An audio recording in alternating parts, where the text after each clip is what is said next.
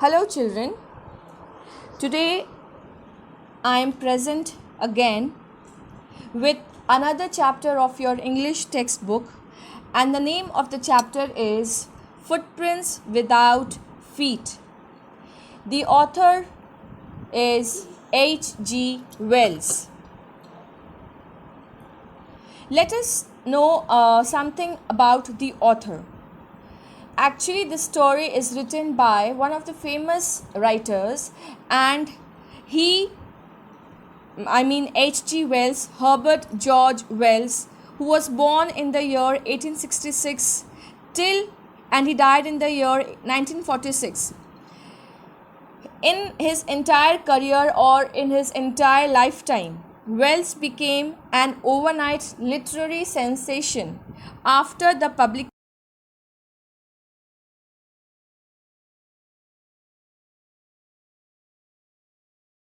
of his writings. Footprints Without Feet is going to begin from this slide onwards. Before I proceed or I explain the chapter to you, I would like to ask a few questions. Can a man become invisible? If the man is invisible, is it sure that the man is going to make use of his invention in a better way, or he is going to misuse? So all these question marks are from the chapter inside, are about the chapter, based on the chapter, whatever you say and however you understand, in whatever way. If you ask me this question, I would say that when I was a child, I had seen two movies in which the actors made themselves invisible. And the best one I remember is Mr. India, where Anil Kapoor actually made himself invisible. But that act he had done to save people from the gundas. Alright? So, what happens in this chapter, how the scientist or the character, what he does with the chemical or after being invisible, we are going to study that. So let us go to the explanation part. CBSE is very famous for key points, and CBSE likes key points. So we are going to study this chapter with all the key points of the chapter. Griffin, a scientist, discovers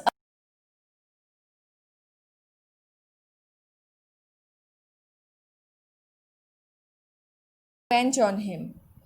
One day he swallows the drug and puts the house of the landlord on fire, and he ran away from there. When he was running away, when he was coming out from the house and he was coming down from the staircase, because accidentally he had put his feet in mud somewhere. So while he was coming down on the staircases, what happened?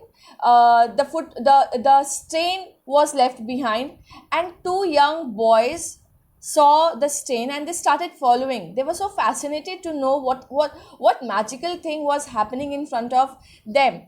So he kept on running and running, and what he did, he started opening his clothes.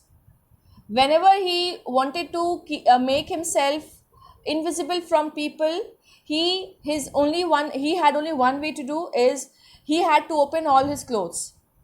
So he kept on opening the clothes until he was completely invisible.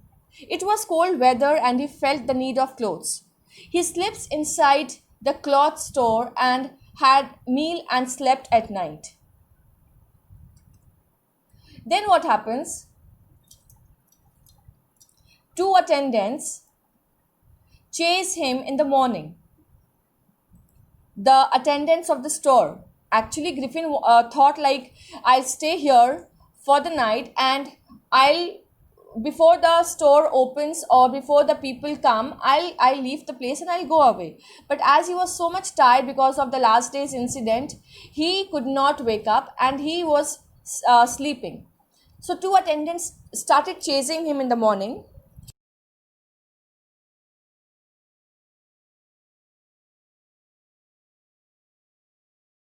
Shopkeeper, the third thing he does, he loots a shopkeeper of a theatrical company and catches a train to Iping village to live in a village. So that he loots the store of a theatrical company. He not only took the money from him, he had also he had also taken the clothes from the theater, the costume, and the costume which he was wearing was a very funny costume. All right. So he thought like staying in London is not very difficult and it is a very busy place. So he thought of going to Iping village and he wanted to stay over there. So he catches a train. The money of loot doesn't last long. He steals money from the clergyman's desk to pay rent. Suspicion falls on the scientist when he pays rent.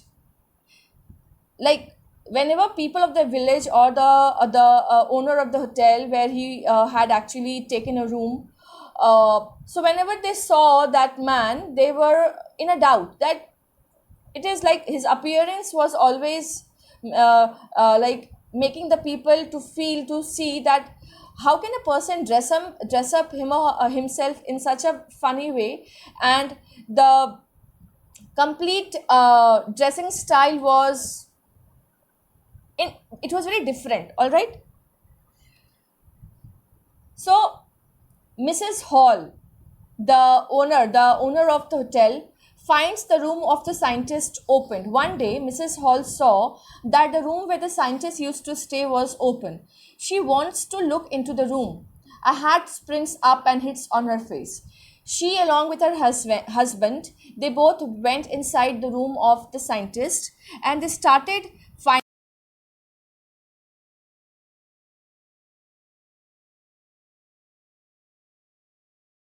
why this man is so different. He is so different from all of us. So the time they went inside and started looking for this Griffin came back. All right. And Griffin saw the things happening. He was scared. So what Griffin did, Griffin opened his clothes. The only thing he had, he was wearing his hat. So the activities Griffin was doing inside the room made the owners scared. They thought as if some spirits have come inside the room and the room has become has been cursed now, and the all the blame they for the entire thing happening inside the room, they started blaming the scientist. They started blaming Griffin. The chair of the room becomes alive and forces Mr. and Mrs. Hall out of the room. Suddenly, Griffin appears from nowhere. When Mr. and Mrs. Hall inquire about the theft, Griffin gets angry. Now, Griffin wears his clothes. He must have gone to the washroom. Who sees? Alright, because he was completely invisible. So he went inside the washroom and he wore the clothes, and suddenly he was completely visible in front of the couple. So the couple started inquiring that who has taken the money. All right. To which Griffin said, I don't know. And Griffin became very angry. He removes the bandages and false nose. He started removing the bandages from his face. All right, because the face was invisible. So to make it visible, he had completely covered his face with bandage. And suddenly the nose, that nose of the Joker, fell.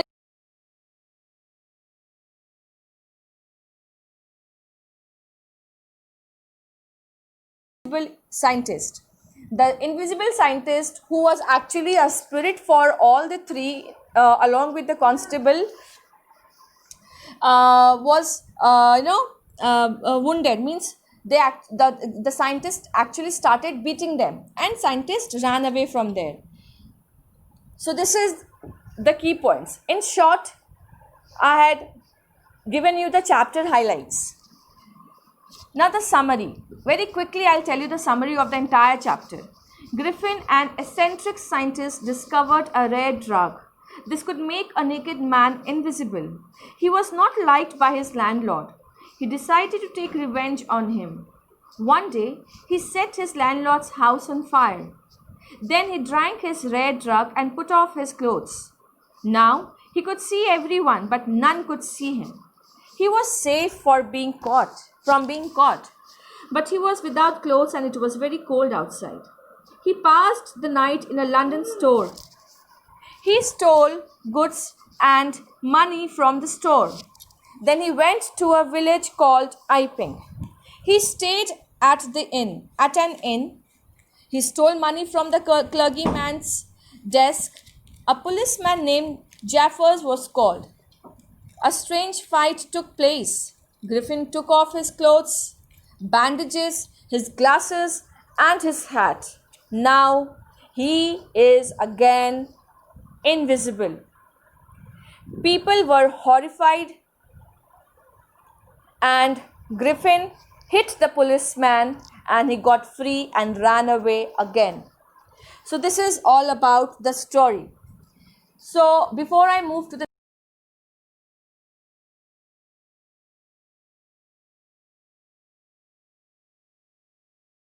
did he make use of his invention in a better way or he misused? To that question, the answer is over here. A true scientist is a law abiding person. A scientist is called a natural philosopher.